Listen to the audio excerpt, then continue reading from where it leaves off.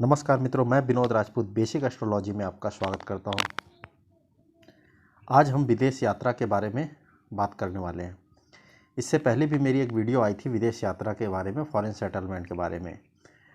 तो आज उसी का सेकंड पार्ट हम लेके आए हैं। उस पहले पार्ट में जब हमने बात किया था तो हमने 4th हाउस और 12th हाउस से बनने वाले जो योग थे विदेश यात्रा के, उस पर हमने चर्चा की थी।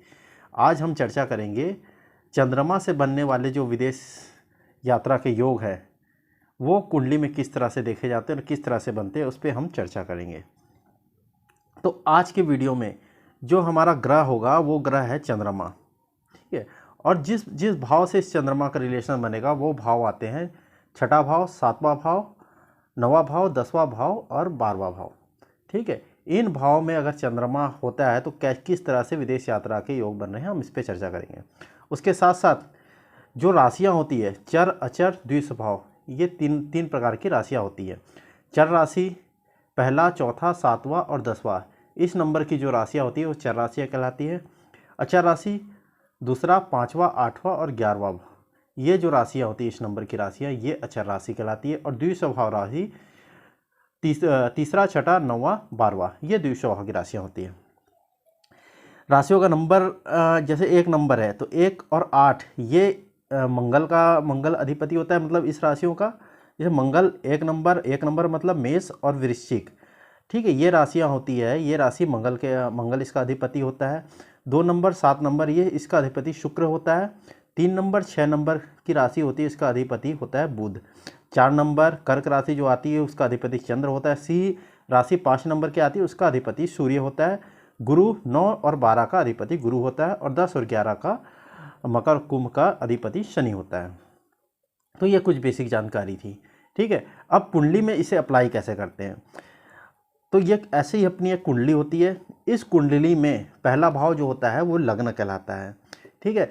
इस यहाँ पे 1 से 12 तक की जो राशियाँ होती हैं, यहाँ पर 1 से 12 तक की कोई भी एक नंबर लिखा होता है, ठीक है। मान लो कि यहाँ पर अगर 2 नंबर लिखा हुआ तो वृष लग्न की कुंडली बनी। 3 नंबर लिखा हुआ तो मिथुन लग्न की कुंडली बनी। 1 नंबर लिखा तो मेष लग्न की कुंडली बनी। इस तरह जो भी नंबर लिखा होता है वो उस नंबर के हिसाब से उस राशि की वो कुंडली बनती है, ठीक है।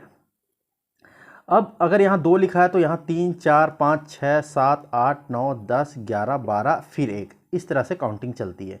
तो ये बेसिक जानकारी है। अगर आप पहली बार इस वीडियो को देख रहे हैं, अगर आपको कुछ भी थोड़ी सी भी जानकारी अगर ज्योतिष की नहीं है तो भी आपको ये समझ आ जाएगी, ठीक है।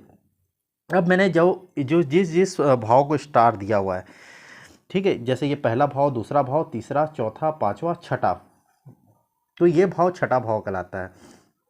ये भाव 7वां, ये 8वां, 9वां, 10वां, 11वां, 12वां भाव, ठीक है। तो जैसे मैंने दिया 6ठा भाव तो ये 6ठा भाव हो गया, ठीक है। और 7वां भाव ये 8वां हो गया, 9वां भाव ये 10वां भाव, 11वां और ये 12वां भाव होता है। तो कुछ बेसिक जानकारी देता हूँ भाव के बारे में। ये भाव जो 6ठा भाव होता है रोग शत्रु का भाव होता है, ठीक है। यहाँ से नौकरी को भी देखा जाता है, ठीक है। और 7वां भाव जो होता है ये होता है डेली वेजेस का भाव होता है, पार्टनरशिप का भाव होता है, ठीक है, इसे जया भाव भी कहते हैं। और ये जो भाव होता है 9वां भाव, ये हमारा भाग्य स्थान होता है, ठीक है।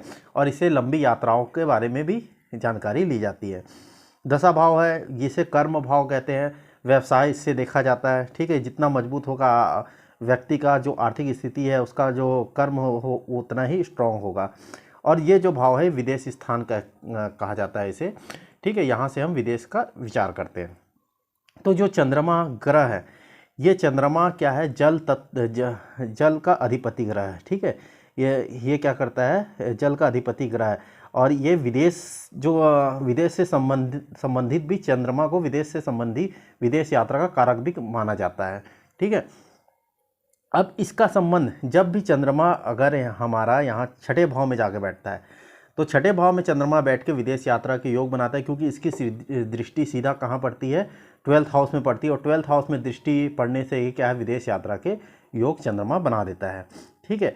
अब जब चंद्रमा बैठा होगा कहाँ, 7वें भाव में, डेली वेजेस के भाव में अगर चंद्रमा यहाँ बैठता है, यहाँ भी चंद्रमा बैठ के क्या होगा, विदेश यात्रा के योग बना देगा, क्योंकि डेली इनकम कहाँ से हो रही है, विदेश का कारक ग्रह चंद्रमा यहाँ बैठा हुआ है, ठीक है। जल का कारक ग्रह है चंद्रमा यहाँ बैठा हुआ है, तो यहाँ भी ये बैठकर क्या होगा, जो विदेश यात्रा के योग जरूर बनाता है। अब चंद्रमा 9वें भाव में बैठा हुआ, आपके भाग्य भाव में भी चंद्रमा बैठता है, तो भाग्य भाव में भी चंद्रमा बैठ के विदेश यात्रा के योग जरूर निर्मित कर देता है, ठीक है। इसी प्रकार चंद्रमा कर्म भाव में बैठा है, चंद्रमा कर्म भाव से बैठने से क्या होगा, चंद्रमा यहाँ बैठने से जो आपका जो आमदनी है, जो आपका जो कर्म है, वो मतलब ऐसा निर्मित हो जाएगा कि आपको जो आमदनी होगी विदेश से आपको आमदनी होने के योग बनाएगा, ठीक है। तो इस सिलसिले में ये भी कहीं ना कहीं विदेश यात्रा के योग आपके निर्मित करता है, ठीक है। इसी प्रकार अगर चंद्रमा बैठा हुआ 12th हाउस में, तो 12th हाउस में जब चंद्रमा बैठेगा तो यहाँ पे चंद्रमा बैठ के भी आपके विदेश यात्रा के योग बना देता है, ठीक है। अब बात करते हैं, यही चंद्रमा अगर यहाँ चर राशि में बैठा हुआ है तो ये योग और भी प्रबल हो जाता है।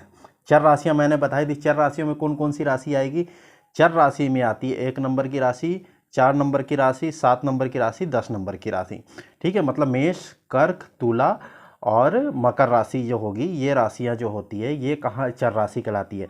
मान लो कि अगर यहाँ पर एक नंबर लिखा हुआ है, मतलब मेष राशि छठे में आता है और यहाँ पर ही आपका चंद्रमा बैठा हुआ है, तो जो योग निर्मित होगा वो ही बहुत ही प्रबल योग माना जाएगा।